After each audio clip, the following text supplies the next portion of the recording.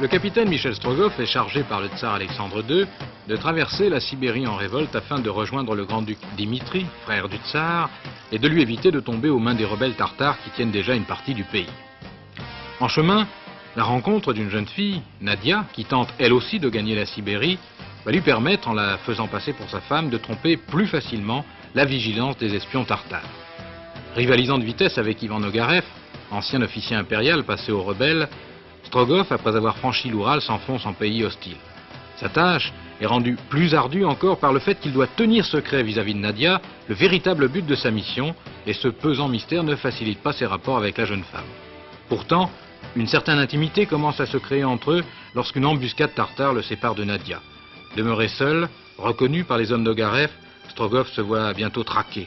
Sauvé de justesse par les paysans d'un village, il reprend sa route en compagnie d'un nouvel ami, un homme qui prétend également fuir les Tartares, Vassili. Mais ce dernier est en fait un espion d'Ogarev chargé d'amener le courrier du tsar vers un guet-apens.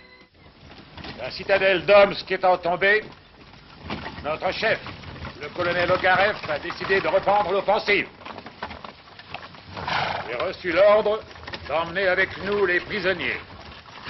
À cette occasion, mon devoir est de vous signaler à tous que je ne tolérerai pas le moindre manquement à la discipline. Tenez-vous le pour dit. Allez, en route. Allez. Allez. Allons, dépêchez-vous. Allez.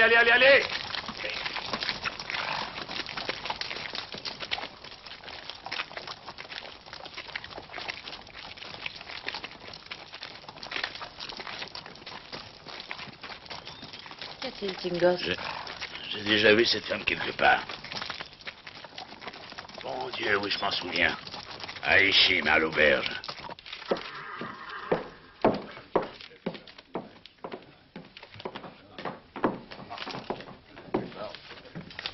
C'était votre mari, dites-vous? Oui. Son nom? Serge Ivanov. Et Michel Strogoff? Ça ne vous dit rien, non? Non. J'ai jamais entendu ce nom-là. Il semblait bien pressé, votre mari, à Ishim. Aussi pressé qu'aurait pu l'être un courrier du tsar.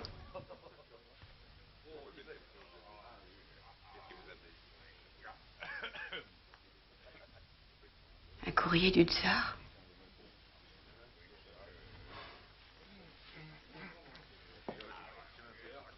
Eh bien, qu'y a-t-il?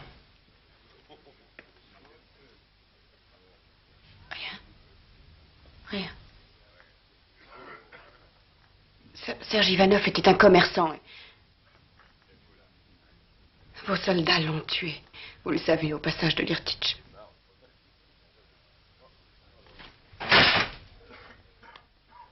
Fais entrer l'autre, Tingos. Oui. Monte.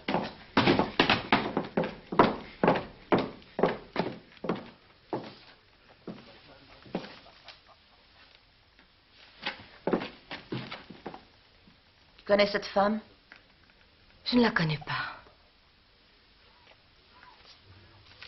Êtes-vous bien sûr que cette femme n'est pas votre belle-fille, Madame Strogoff?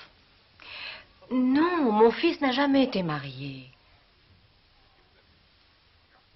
En voilà assez, ramenez-les avec les autres.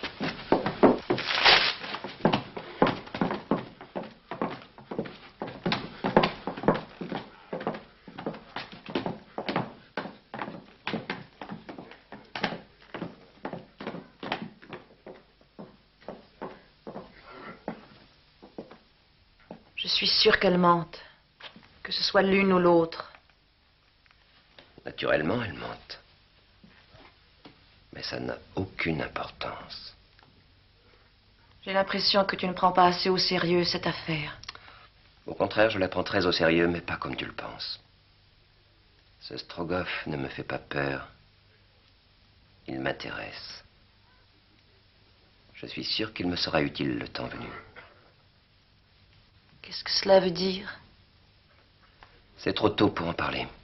Attendons que mes gardes le capturent.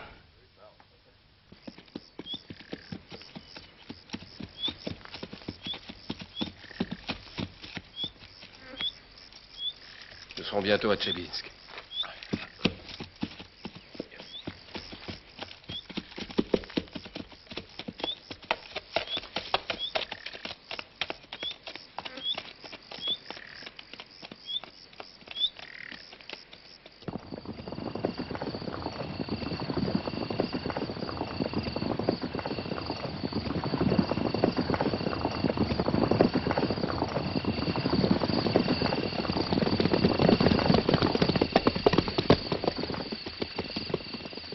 Je pense que les autres ont dû avoir plus de chance. Et sûrement, ils ont dû l'attraper sur l'autre route. Allons-y. Allez, vous autres! Allez.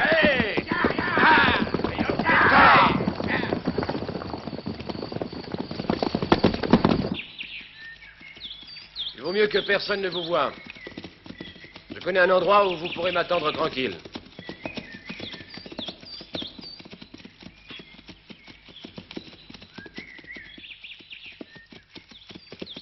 Tenez, c'est par là.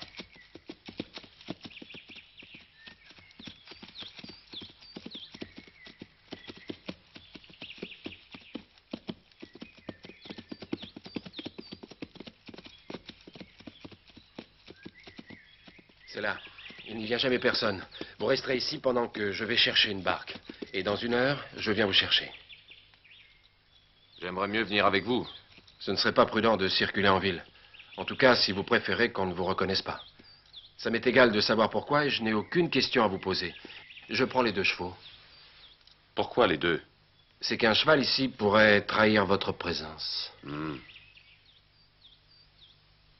Je vois que vous pensez à tout. Tant que vous n'êtes pas en sûreté, loin de ces tartares, je dois dire que je me sens responsable de vous. À tout à l'heure.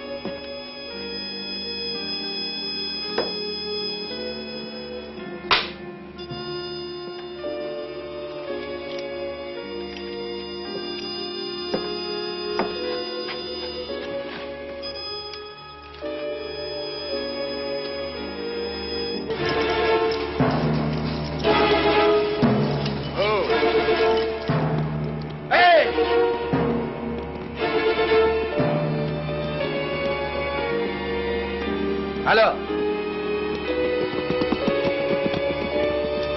Nous le tenons. Il est là-bas, dans une cabane.